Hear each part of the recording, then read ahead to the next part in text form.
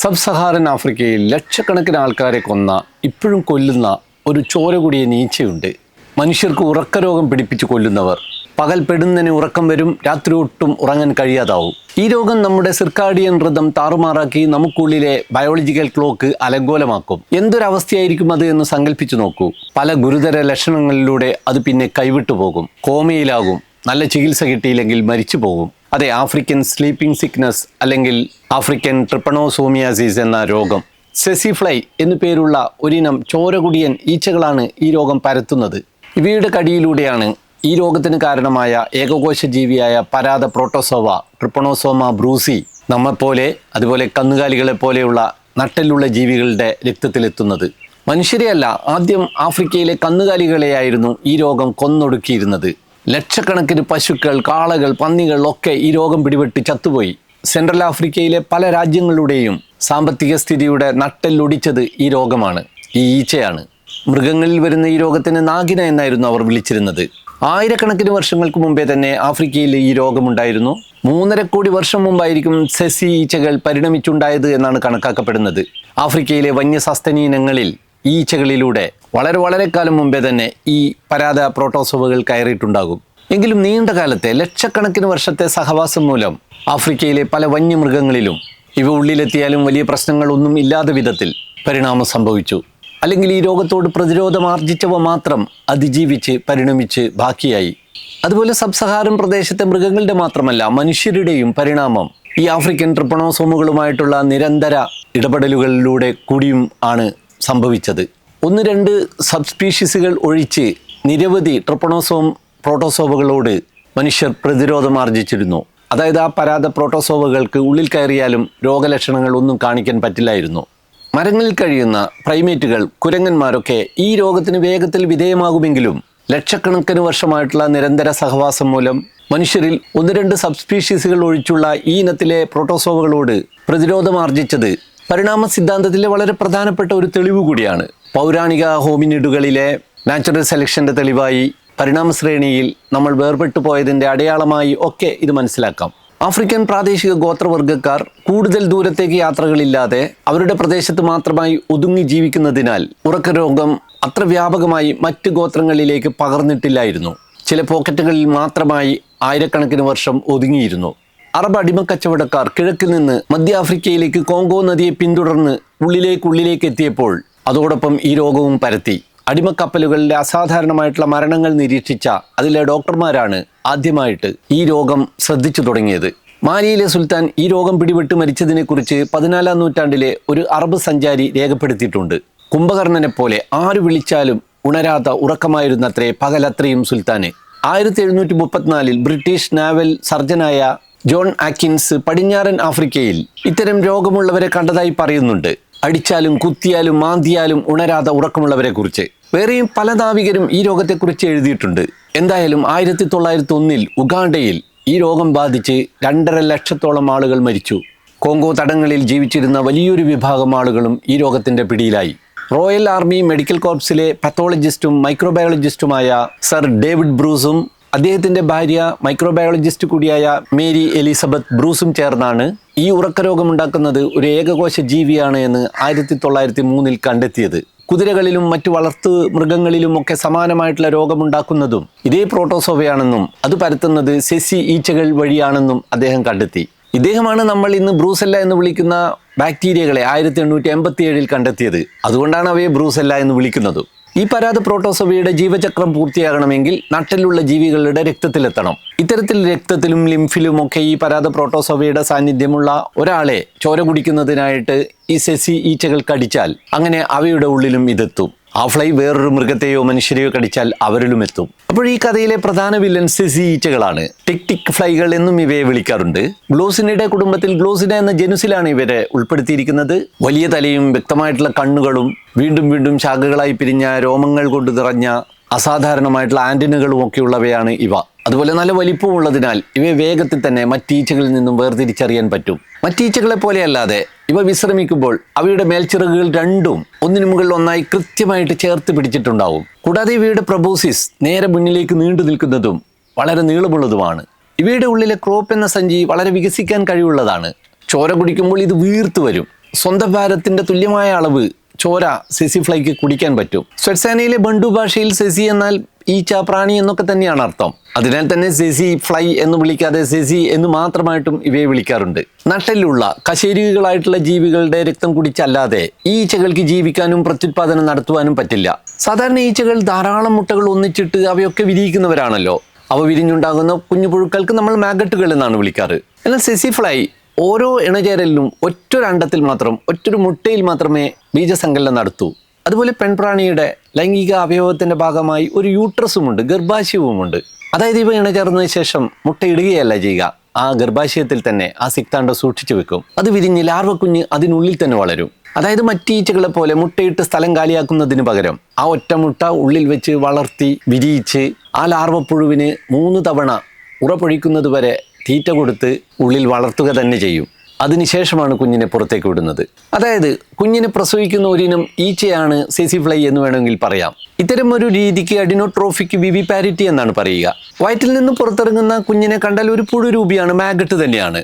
കുറച്ചു നേരം മാത്രമാണ് ആ രൂപത്തിൽ അവയെ കാണാൻ കിട്ടുക. വയറ്റിൽ നിന്ന് പുറത്തു വന്നാൽ ഉടൻ തന്നെ മണ്ണിലേക്ക് നുഴഞ്ഞു കയറി ഒളിക്കുന്നതിനാൽ ലാബറട്ടറികൾ വച്ചല്ലാതെ ഈ രൂപം നമുക്ക് സാധാരണയായിട്ട് കാണാൻ പറ്റില്ല. ഈ പുറത്തിറങ്ങുന്ന ലാർവപ്പുഴുവിന് ഭക്ഷണം കഴിക്കുന്ന സ്വഭാവമില്ല. വളർച്ചയ്ക്കും രൂപാന്തരണത്തിനും ആവശ്യമായ അത്രയും കൊഴുപ്പും പോഷകങ്ങളും ഒക്കെ മുന്നേ തന്നെ അമ്മ വയറ്റിൽ നിന്നും കുടിച്ച പാലിൽ നിന്നും ശേഖരിച്ച് സ്വശരീരത്തിൽ സൂക്ഷിച്ചു വെച്ചിട്ടുണ്ടാകും. മണ്ണിലെത്തിയതിന് ശേഷം അത് അവയ്ക്ക് ചുറ്റും ഒരു ഉറപ്പുള്ള ഒരു കേസ് ഉണ്ടാക്കും. ആ ഉറച്ച പ്യൂപ്പേറിയൻ കേസിനുള്ളിൽ വെച്ച് അവ 2 തവണ വീണ്ടും ഉറപൊഴിക്കും. പിന്നീട് രൂപാന്തരണം സംഭവിച്ച് ഈച്ചയായി പുറത്തു വരും. പുറത്തു വന്ന ഉടനെ ചോര അന്വേഷിച്ച് യാത്ര ആരംഭിക്കും. അമ്മയുടെ വയറ്റിനുള്ളിലെ ലാർവൽ ഘട്ടം ഇവ 4 മുതൽ 10 ദിവസം വരെ എടുത്താണ് തീർക്കുക. പുറത്തുള്ള ഉറപ്പുള്ള പ്യൂപ്പക്കൂട്ടിൽ നിന്നും ഇവ പുറത്തേക്ക് വരുന്നത് 35 ദിവസങ്ങൾക്ക് ശേഷമായിരിക്കും. പുറത്തേക്ക് വരുന്ന പുതിയ സെസി ഫ്ലൈക്ക് അമ്മയുടെ അത്ര തന്നെ വലിപ്പം ഉണ്ടാവും. ഈ വളർച്ചാഘട്ടത്തിലൊന്നും ഇവ പുറത്തു നിന്നും ഒന്നും ഭക്ഷിച്ചിട്ടില്ല എന്ന് പറഞ്ഞല്ലോ. ആ വലിപ്പം മുഴുവൻ ആർജിച്ചത് അമ്മ കുടിച്ച ചോരയിൽ നിന്ന് തന്നെയാണ്. സത്യത്തിൽ അമ്മ സെസി ഫ്ലൈ കുടിക്കുന്ന അത്രയൊന്നും ചോര ആൺ സെസി ഫ്ലൈകൾക്ക് ആവശ്യമില്ലെങ്കിലും അവയും കശേരികളുടെ ചോര ഗുമുഗുമാന്ന് കുടിക്കും. നമ്മുടെ ആൺകൊതുകുകളെ പോലെ പാവങ്ങളല്ല അവ. സ്വന്തം ആരോഗ്യത്തിനും ആവശ്യത്തിനും വേണ്ടിയുള്ളത് മാത്രമല്ല, മുട്ട വിരിഞ്ഞുണ്ടാകുന്ന കുഞ്ഞിന് വേണ്ട പാലുണ്ടാക്കാൻ വരെ ആവശ്യമുള്ള ചോര കൂടി അമ്മ ഫ്ലൈ കുടിച്ച് നിറക്കും. ചോര ശേഖരിച്ചു വെക്കാൻ വയറിനുള്ളിലെ ഭക്ഷണം ശേഖരിച്ചു വെക്കുന്ന ക്രോപ്പ് എന്ന് പറയുന്ന വലിയ സഞ്ചിയുണ്ട്. അത് നന്നായി വികസിക്കാൻ കഴിയുന്ന രൂപത്തിലുള്ളതാണ്. അതുപോലെ തന്നെ പ്രസവ സമയം വരെ 3 തവണ ഉറപൊഴിച്ച് വളർന്ന ഭീമൻ കുഞ്ഞിനെ ഉൾക്കൊള്ളാൻ പറ്റും വിധം വീർക്കാനാവുന്ന യൂട്രസും പെൺസെസി ഫ്ലൈകൾക്കുണ്ടാകും. ഇവർക്ക് ചോര കുടിക്കാൻ ഏറ്റവും ഇഷ്ടം പന്നിവർഗ്ഗക്കാരെയാണ്. പിഗ്, ഹോഗ്, സ്വൈൻ എന്നീ വിഭാഗങ്ങളൊക്കെ. എന്നാൽ ആഫ്രിക്കൻ വൻകരയിലെ വാട്ടർ ബക്കുകൾ എന്ന് വിളിക്കുന്ന തരത്തിലെ ആൻഡ്ലോപ്പുകളെ ഇവ ഒഴിവാക്കും. അവയുടെ ശരീരത്തിൽ നിന്നും ഇവയെ തുരത്തുന്ന ഒരു തരം ഗന്ധം പുറത്തേക്ക് വരുന്നുണ്ടാവും. ഈ പ്രാണികളെ അകറ്റി നിർത്തുന്ന ആ മണത്തിന് കാരണമായിട്ടുള്ള ആ വോൾട്ടൈൽ പദാർത്ഥം ഏതെന്ന് കണ്ടെത്തി അത് ഉപയോഗിച്ച് വളർത്തുമൃഗങ്ങളെ ഈ ഈച്ച കടിക്കാതിരിക്കാനുള്ള സംവിധാനങ്ങൾ വികസിപ്പിക്കാനുള്ള ശ്രമങ്ങൾ ഇപ്പോൾ ആരംഭിച്ചിട്ടുണ്ട്. ഇവയുടെ കടിയിലൂടെ രോഗമുള്ളവയിൽ നിന്നും കന്നുകാലികളിലേക്ക്, കുതിരകളിലേക്ക് ഒക്കെ ട്രിപ്പണോസോമിയാസിസ് രോഗം എത്തുമെന്ന് പറഞ്ഞല്ലോ. മനുഷ്യർക്കും രോഗം പിടിപെടും. നമ്മുടെ ചുവന്ന രക്താണുവിൻ്റെ അത്രമാത്രം വലിപ്പമുള്ളതാണ് ട്രിപ്പണോസോമ ബ്രൂസി എന്ന ഈ പ്രോട്ടോസോവ. വ്യത്യസ്ത സ്പീഷീസുകൾ വ്യത്യസ്ത ജീവികളിലാണ്, കശേരികളിലാണ് രോഗമുണ്ടാക്കുക. ട്രിപ്പണോസോമ തിലേരി എന്ന ഇനം മറ്റു രോഗങ്ങൾ മൂലം അവശരായ മൃഗങ്ങളിൽ മാത്രമേ രോഗലക്ഷണങ്ങൾ കാണിക്കുള്ളൂ. ചില സ്ട്രെയിനുകൾ തീവ്ര സ്വഭാവം കാണിക്കും. അവയുള്ള ഫ്ലൈകളിൽ ഈച്ചയുടെ ഉമിനീരിന്റെ പ്രവർത്തനം മന്ദഗതിയിലാക്കും. അപ്പോൾ ചോര വേഗത്തിൽ വലിച്ച് അകത്താക്കാൻ ഈ ഈച്ചകൾക്ക് പറ്റില്ല. കൂടുതൽ സമയം ചോര കുടിക്കണം വയറ് നിറയാൻ. അപ്പോൾ രോഗം പരത്താനുള്ള സാധ്യതകളും കൂടും. അതുതന്നെയാണ് ആ പ്രോട്ടോസോവയ്ക്ക് വേണ്ടതും. അമ്മ ഈച്ചകളുടെ വയറ്റിലുള്ള കുഞ്ഞുങ്ങളിലേക്ക് ഈ പ്രോട്ടോസോവ എത്തില്ല. അമ്മയുടെ ഉള്ളിൽ അതുണ്ടെങ്കിലും പുതുതായി ജനിച്ച സെസി ഫ്ലൈകൾക്ക് ഈ രോഗം പരത്താനാവില്ല. മനുഷ്യരിൽ പനി, തലവേദന, സന്ധിവേദന, ചൊറിച്ചിൽ തുടങ്ങിയ പ്രാരംഭ ലക്ഷണങ്ങൾ ഈ ഈച്ച കടിച്ച് പ്രോട്ടോസോവ ഉള്ളിലെത്തിയാൽ 1 മുതൽ 3 ആഴ്ചകൾ വരെ കഴിയുമ്പോൾ ആരംഭിക്കും. പിന്നെ കുറച്ച് ആഴ്ചകളോ മാസങ്ങളോ കഴിയുമ്പോൾ 2ാം ഘട്ട രോഗലക്ഷണങ്ങൾ ആരംഭിക്കും. ആശയക്കുഴപ്പം, മന്ദപ്പ്, ഉത്സാഹമില്ലായ്മ, സ്ഥലകാല ബോധമില്ലായ്മ, ഉറങ്ങാൻ പറ്റായ്ക ഒക്കെ ആരംഭിക്കും. ആദ്യം ഇത് നമ്മുടെ ലിംഫാറ്റിക് സിസ്റ്റത്തിലാണ് എത്തി പ്രവർത്തനം ആരംഭിക്കുക. കയലുകൾ വീർക്കും. വിന്റർ ബോട്ടം സൈൻ എന്നാണ് അതിനെ പറയുക. പിന്നീട് രക്തചംക്രമണ വ്യവസ്ഥയിലേക്കും സെൻട്രൽ നെർവസ് സിസ്റ്റത്തിലേക്കും അവസാനം തലച്ചോറിലും എത്തും. അതോടെ ഗുരുതരാവസ്ഥയിലാവുകയും മരണം സംഭവിക്കുകയും ചെയ്യും. എന്നാൽ നേരത്തെ കണ്ടെത്തിയാൽ പൂർണ്ണമായും ചികിത്സിച്ച് മാറ്റാവുന്ന ഒരു രോഗവും കൂടിയാണിത്. 2 സബ് സ്പീഷീസുകളാണ് മനുഷ്യരിൽ ഈ ഗുരുതര രോഗമുണ്ടാക്കുന്നതായിട്ട് കണ്ടെത്തിയിട്ടുള്ളത്. Trypanosoma brucei gambiense, Trypanosoma brucei rhodesiense എന്നീ 2 ഇനങ്ങൾ. മൃഗങ്ങളിൽ ഈ രോഗം വന്നാൽ അവയുടെ വളർച്ച മുരടിക്കും, പാലിൻ്റെ ഉൽപ്പാദനം കുറയും, കുതിരകളിൽ അവയുടെ ശക്തി ക്ഷയിക്കും, പതുക്കെ അവയെ മരണത്തിലെത്തിക്കും. ചിലയിനം പശുക്കൾ ഈ രോഗത്തോട് നല്ല പ്രതിരോധമുള്ളവയും യാതൊരു പ്രശ്നങ്ങൾ പ്രകടിപ്പിക്കാത്തവയും കൂടിയാണ്. എന്തായാലും 36 രാജ്യങ്ങളിലായി 7 കോടി മനുഷ്യരാണ് ഇപ്പോഴും ഈ രോഗഭയത്താൽ കഴിയുന്നത്. 100 കണക്കിന് വർഷമായിട്ട് ആഫ്രിക്കൻ ജനതയുടെ കന്നുകാലി സമ്പത്തുകൾ നശിപ്പിക്കുന്നതും പാലുൽപാദനം കുറച്ചും ഉഴുവാനുള്ള ശേഷി കുറച്ചും ഒക്കെ അവരെ സാമ്പത്തികമായി ഞെരുക്കുന്നതും അവരിൽ പട്ടിണി കൂട്ടുന്നതും ഈ ഈച്ച പരത്തുന്ന രോഗം വഴി കൂടിയാണ്. ഈച്ചകൾ ഒരു വർഷം 4 കുഞ്ഞുങ്ങളെ വരെ പ്രസവിക്കും.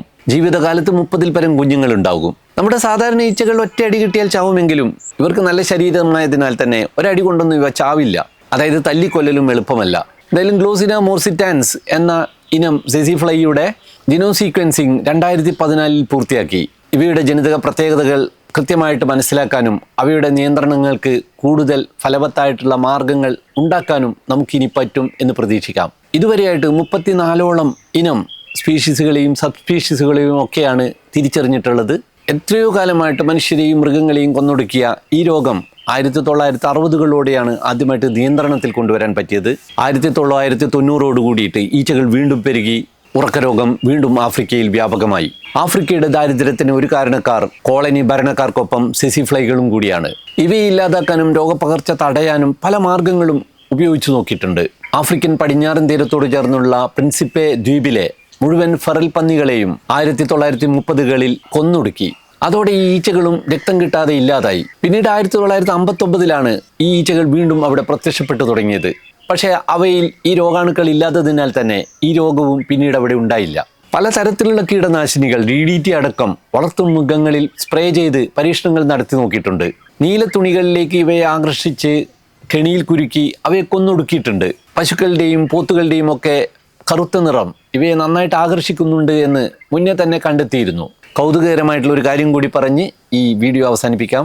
സീബ്രകളിലെ കറുപ്പും വെളുപ്പിലുമുള്ള ആ നീളൻ വരകൾ ഇരപിടിയന്മാരിൽ നിന്നും അവയെ തിരിച്ചറിയാൻ പറ്റാത്ത വിധത്തിൽ കമൂഫ്ലാഷിന് സഹായിക്കാനായി പരിണമിച്ചവയാണ് എന്നായിരുന്നു പൊതുവെ വിശ്വസിക്കപ്പെട്ടിരുന്നത്.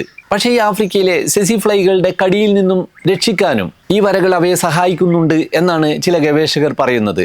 ഇരുണ്ടതും വെളുത്തതുമായിട്ടുള്ള ആ വരകൾ സെസിഫ്ലൈകളെ ആശയക്കുഴപ്പത്തിലാക്കുന്നുണ്ട്, അവ കടിക്കാതെ ഒഴിവാക്കുന്നുണ്ട്. എന്തൊക്കെ ചെയ്താലും ഈ ഉറക്കരോഗം ആഫ്രിക്കയെ അത്ര പെട്ടെന്നൊന്നും വിട്ടൊഴിയാൻ പോകുന്നില്ല. ഞാൻ വിജയകുമാർ ബ്ലാത്തൂർ. ഇതുപോലെ വളരെ ചെറിയ പ്രാണികൾ തൊട്ട് വളരെ വലിയ സസ്തനികൾ വരെയുള്ള നമ്മുടെ ജീവലോകത്തിലെ മറ്റൊരു ജീവിയെ പരിചയപ്പെടുത്തുന്ന പുതിയൊരു വീഡിയോയുമായി ഉടൻ വരാം. അതുവരേക്കും വണക്കം.